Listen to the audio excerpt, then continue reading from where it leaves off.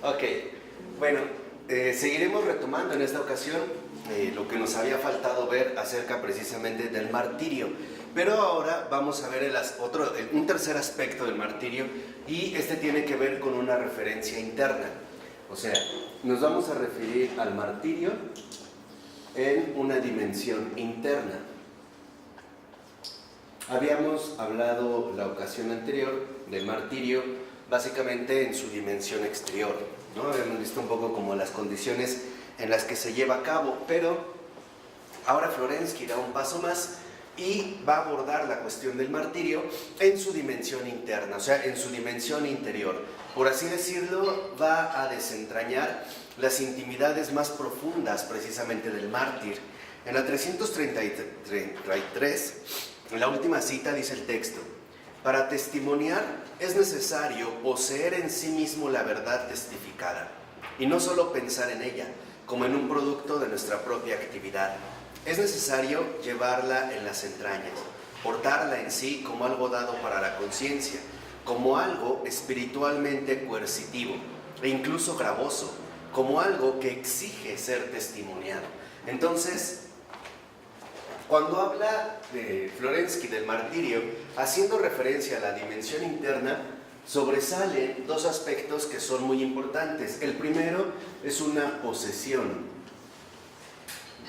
y el segundo es una exigencia. ¿Por qué? En el aspecto interno, ¿por qué esto resulta como muy relevante?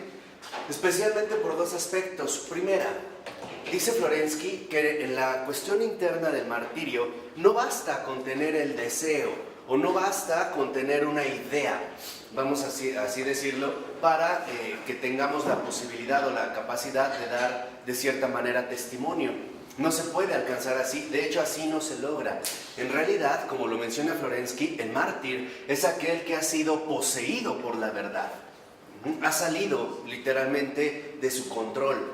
No es algo que él pueda manejar, no es, y esto vale la pena aclararlo, este aspecto es muy importante, creo que nos ayuda a discernir mucho más finamente la realidad espiritual. Les decía, no es que el mártir tenga propiamente el deseo de morir, no, porque esto puede tener también signos claros, por ejemplo, de vanagloria o de autoestima. No, en realidad el mártir en su dimensión interna es violentado por una fuerza mayor. O sea, el mártir se ve como empujado a dar testimonio. De tal manera que entonces, en el caso del mártir, el testimonio no proviene de él, no es algo que brote de él, o por decirlo así de otra manera, no es algo que él precisamente quiere, no brota de su voluntad, sino que es algo que de cierta manera violenta su voluntad. Aunque él no quisiera, no puede detenerse, no puede callarse, o vamos a decirlo así, no puede frenarse. Por eso va a insistir Florensky en que en la dimensión interna del martirio tenemos que darnos cuenta de que en efecto algo que se lleva a cabo es una posesión. La verdad, ¿no?, ha posesionado a esta persona, lo violenta interiormente. No es algo que para él, que él note como una especie de voluntad propia, o como un héroe, exactamente, como una especie de postura personal. No tiene que ver con esto la realidad del martirio. Por eso dice a continuación: la verdad objetiva constriñe a la memoria a recordarla e impele poderosamente a aquel que la conoce a dar testimonio de ella. O sea, uno se ve como impelido, forzado incluso a este testimonio. Estamos hablando de la dimensión interna, ¿no? Esta posesión, esta exigencia nos lleva a un testimonio que en realidad emerge ante todo como una fuerza. No es un testimonio que uno pudiera planificar o que uno se disponga a realizar siguiendo sus propias medidas. No es así. Esto sería en todo caso el carácter heroico, pero no el martirio. El martirio, en pocas palabras, es algo que viene de Dios, no nace del hombre. El creyente se ve forzado literalmente por este testimonio que le desborda.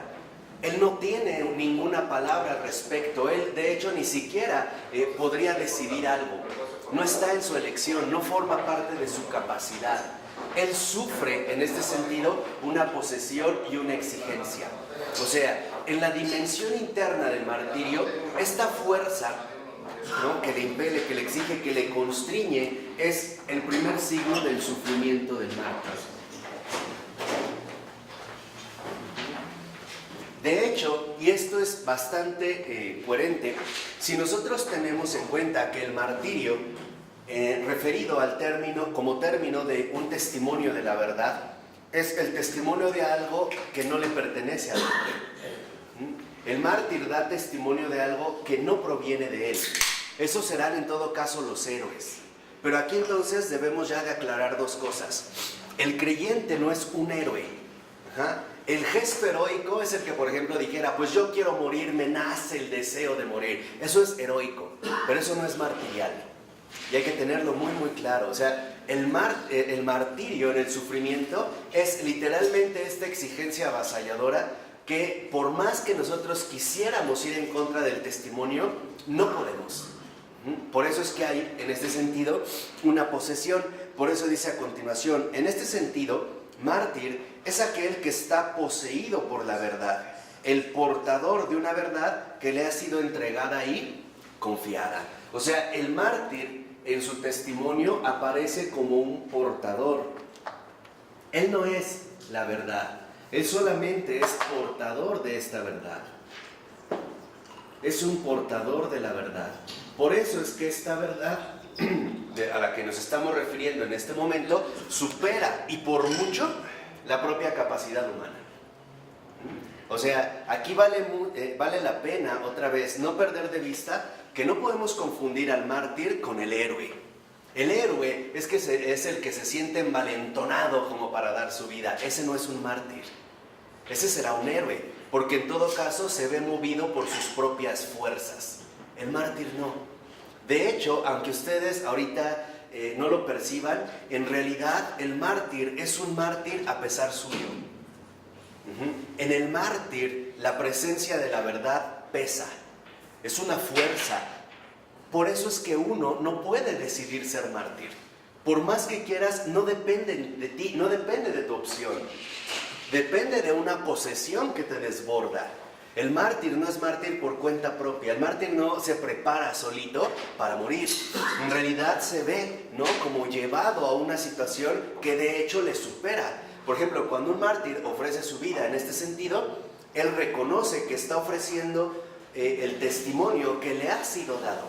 No brota de él. O sea que entonces el mártir no es un héroe. Al menos no es un héroe en el sentido humano. ¿Puede decir que es elegido? Exactamente. Es una elección. O sea, el mártir proviene de una elección, no viene de una opción. Es algo que en realidad no proviene de nosotros. O sea, el verdadero martirio no brota de una iniciativa propia. No es algo que va a surgir por nuestro propio esfuerzo. Por eso dice a continuación, y llega al acto heroico, Bodvig, del testimonio, no por la ebullición de la sangre, o sea, por estar así como agitado, ¿no?, o por exceso de fuerzas, no vanagloriándose, no por osadía, no en un estado de efervescencia, no dejándose llevar por una u otra pasión, con lo que puede buscar en parte también una ventaja, sino sobria y sensatamente en la mayor medida, y por necesidad. O sea, en el caso del mártir, cuando es portador de la verdad, su testimonio, esta fuerza que le impele, que le constriñe, ¿no?, que es la dimensión interna precisamente de su sufrimiento, se da por necesidad. O sea, por el apremio, la exigencia, en este sentido, que el testimonio que se le ha confiado lo lleva a darlo. De tal manera que entonces aquí podríamos nosotros ya rastrear tres aspectos centrales de la dimensión interna del martirio. Primera, el mártir nunca va por decisión propia, Entiéndanlo bien, él no ha decidido esto. El verdadero mártir no va por, o sea, no se programó para ello. No va en este sentido por una decisión propia. Segunda, se ve más bien como llevado incluso por necesidad, porque este testimonio le supera, ya no está en su control. Hablando de esta dimensión interna, ya no es algo que dependa de él. Y por último, darnos cuenta que en realidad lo que está realizando el mártir es quedar constreñido por él. O sea, uno se ve como forzado, literalmente, por la presencia de Jesús. Es algo desbordante. Lo vemos, por ejemplo, cuando Santa Teresa de Jesús recibe este dardo en el corazón, tiene una expresión muy, muy bonita, ¿no? Donde dice, yo en ese momento no sabía qué pedir, si que entrara más a fondo o se saliera. Ya no es algo que está en nuestro control, no, sino que nos vemos como obligados, como impulsados interiormente por una fuerza que no proviene de nosotros. De tal manera que entonces el martirio no es un gesto heroico, no, los mártires no son héroes. ¿Y cómo nos damos cuenta? Porque este portador de la verdad, precisamente ante todo, es humilde. La humildad del mártir consiste en reconocer que esto no es obra suya. No sé si queda claro. ¿Cuál es la diferencia entre los mártires y los héroes? Los héroes, lo decíamos hace un momento, el héroe es aquel que se siente con la fuerza necesaria para ofrecer para llevar a cabo una entrega o un sacrificio. Siente que le hierve la sangre, se siente enfervecido, se siente muy motivado. Fuerza propia. O sea, en pocas palabras, está brotando de su yo. En cambio el mártir no. El mártir reconoce que en realidad lo que lleva a cabo es a pesar de él. Es por otro. Es otro el que literalmente lo está dirigiendo.